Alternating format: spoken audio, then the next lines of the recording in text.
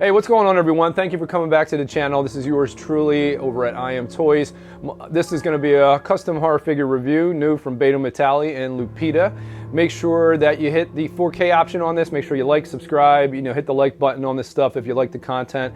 So this is Frankenstein. This is the original Frankenstein from 1931. This film came out in 1931 and is 90 years old now, guys. That's how long it's been.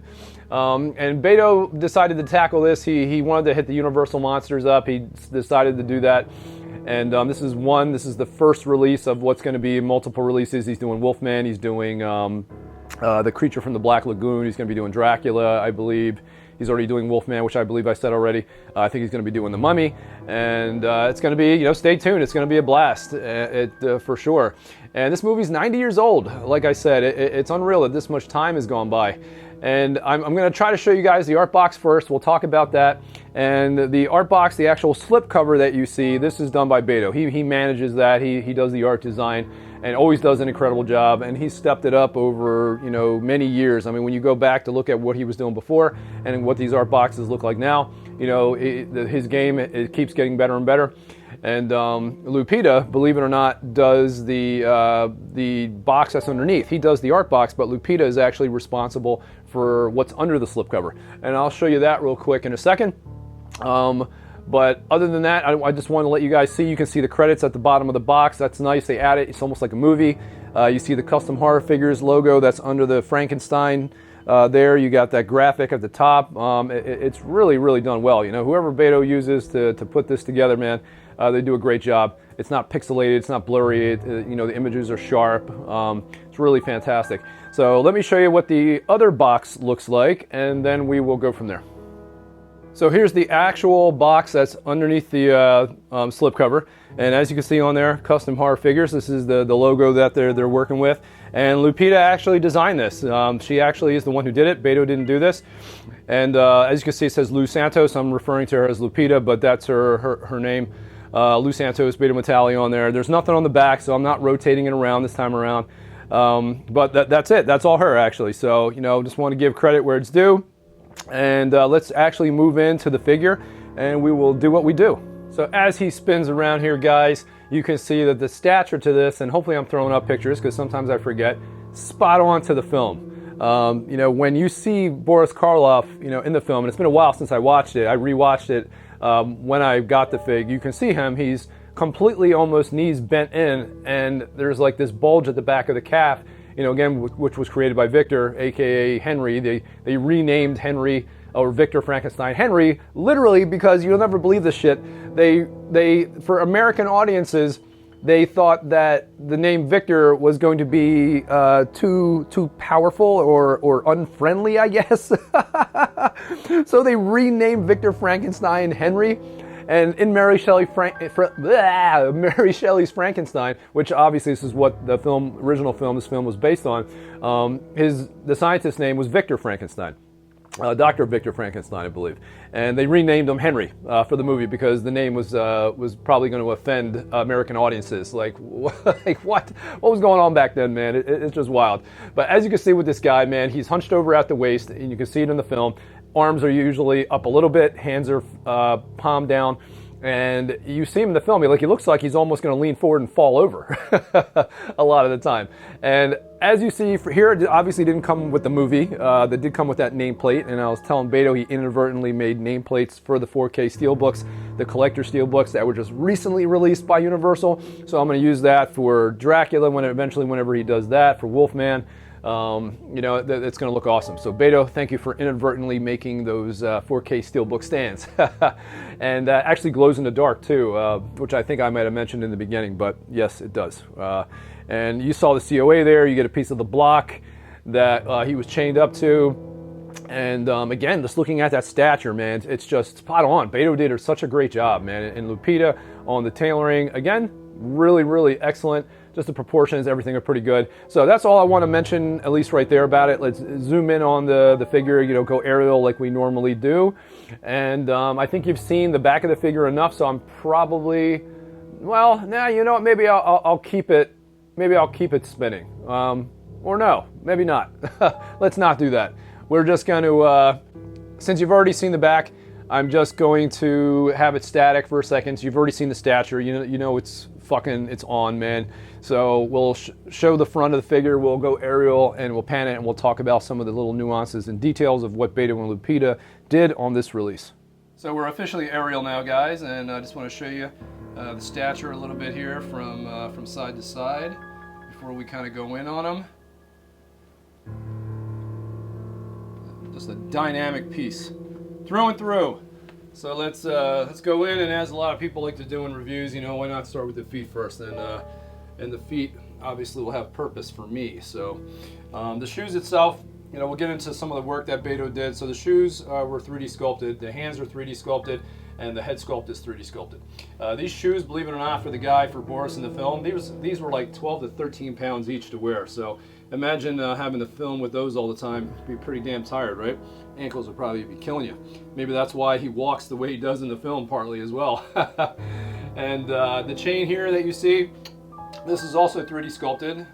Couldn't imagine trying to hand sculpt that. And the only thing that is actually hand sculpted is this, the part of the brick wall. And this was tough for Beto because Beto ended up having to really do some research, and you know, I don't know how zoomed in you can get on photos to kind of see what it looks like in the texturing, but this is like the upper part of the wall where the loop was that was hooked in. It wasn't at the bottom technically. So, but obviously he didn't give us the entire wall, you know, the higher in price, and that would be much more hand sculpting that he would have to do. This is the only thing that was actually hand sculpted. And as we get back over and we go up on the figure, the pants, you know, are you know, they're the pants that he wore in the film. You know, Lupita did a great job. You know, I can't knock anything there on the tailoring for the most part. There's some weathering on the outfit too as well, which is applied by Beto. Hopefully that's coming through somewhat. And the hands, again, are 3D sculpted. This is the first project that Beto did full 3D sculpting, again, except the wall, but the figure itself.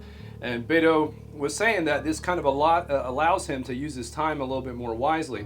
And like I said, there's like 3 different versions of this set, which I think I mentioned earlier. And you know, it allows him to do other things that actually need to be done. So I don't blame him for doing it. And obviously it takes the same amount of skill. You might be able to, some people think it's a little easier to 3D sculpt, and you know, it's not true sculpting or whatnot, but honestly it still takes talent, and he can do both, so who cares? And you can see some of the details here on the wrist. You know, you see a little bit of a few of the mechanical components. The cuffs are 3D sculpted and painted, and those aren't really metal. Sometimes we do reviews and we mention the wrong information about things being wooden handle or real metal, and a lot of the times they're actually resin and just painted, or they're not really wood or metal. So yeah. And as we go up on the jacket, again, Lupita did a great job, man. And then frickin' the sculpt here, man, is nice, dude. Good likeness to Boris. I mean, I haven't seen anything in 1/6 scale that's just as good as this, or you know, any better. I mean, that's Boris Karloff, man. I mean, at least from all the angles that I can see, that is definitely Boris. Excellent likeness. As you zoom in, it's got little spark plugs in there. Not really spark plugs, but you know what I'm trying to say. And you'll get a better look at those when I'll show you the side stature in a second, because I still want you to be able to see that. So for the body, they basically used a slim, tall body, you know, instead of using a muscular body, and I don't blame them for doing that. They used padding and obviously mimicked what they did in the film. You know, he was a skinny guy. Why would you use a muscular body? And they padded his outfit in the film as well, I would imagine, and basically did exactly what Beto did exactly what they did. And it came out really well. The proportions are good, the stature is good, and again, this is just screams Boris Karloff, you know, from the movie. It just really, really does. And I really don't have any other things to say about this piece, man, from at least this side of it. I'm going to show you the side, and we'll even show you the nameplate as well, because I don't think I showed you that either. But I want to show you the stature from the side and just show you a little closer because of how good, you know, it looks. Because I don't want to leave any stone unturned. So since we're here, I might as well get a little close up on the COA. That's the COA there. 4 of 10 pieces. I may have said 4 of 5 earlier, but the basic edition, yeah, was a set of 10. And again, just showing you guys the stature of this thing. So this is just screams Boris Karloff, man. You know, again, knees in, bulged over, a little bit hunched over at the waist, arms up slightly, palms down, and yeah, dude. That's just Awesome. Awesome sauce. But it just screams it, man. And again, like another thing that was cool, you know, I love talking about the movie because, you know, it's been a while since I rewatched it, and there's a scene in the beginning where this guy, Von Sloan, he's the guy that comes out from behind the curtain and starts talking about the movie, you know, saying kind of what it's about, and it's about, you know, this doctor who, you know, kind of goes against the rules of the laws of life or God or something, and people were like, oh, that's cool, you know, but the reason why they actually put that in there was because back then, you know, people were definitely a little bit more conservative, and you know, religious people, religious groups or people would have got up in arms and, you know, been freaking whining about how, oh, this movie's against God and freaking all kinds of stupid shit. It was actually banned in Kansas too when it came out in the 30s, believe it or not. Because of some issues with morals. So there you go. And Kansas tends to be a conservative state as well. So there you go, man. But obviously I don't think that would happen in today's world. You know, over the years, you know, since the 30s, 1800s even, you know, ever since, you know, as we've progressed as a people, religiosity has been on the decline, you know, for the most part. And that might be a good or bad thing, you know, I don't know. But people were not as crazy or, you know, cultists, I guess, as we were maybe in the past somewhat. You know, we're reasonable now as a people, or at least we think we are anyway. And but anyway, let me show you the back of the nameplate, and I'll show you the steel book too as well. And I just want to give you guys a look at the nameplate. You know, this is cool. Like I said, inadvertently made 4K steel book, collector stands.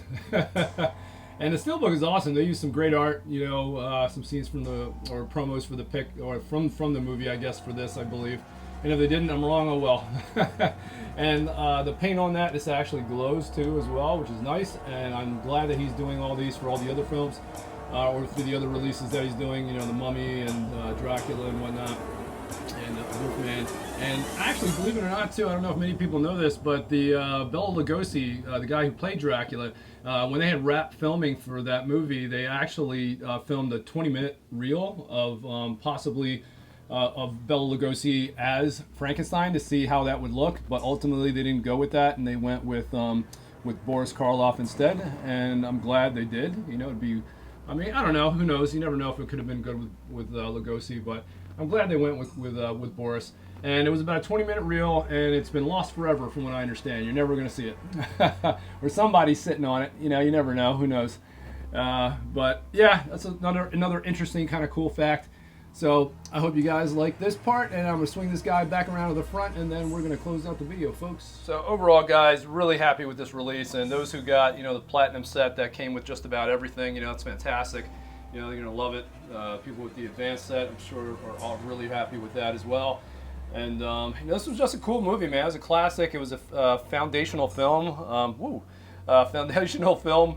You know, catalyzed a lot of things in horror. I don't know if it necessarily, you know, back then they didn't really conceive this film as a horror movie. That term really wasn't used as like a genre title until about 1934, from what I understand.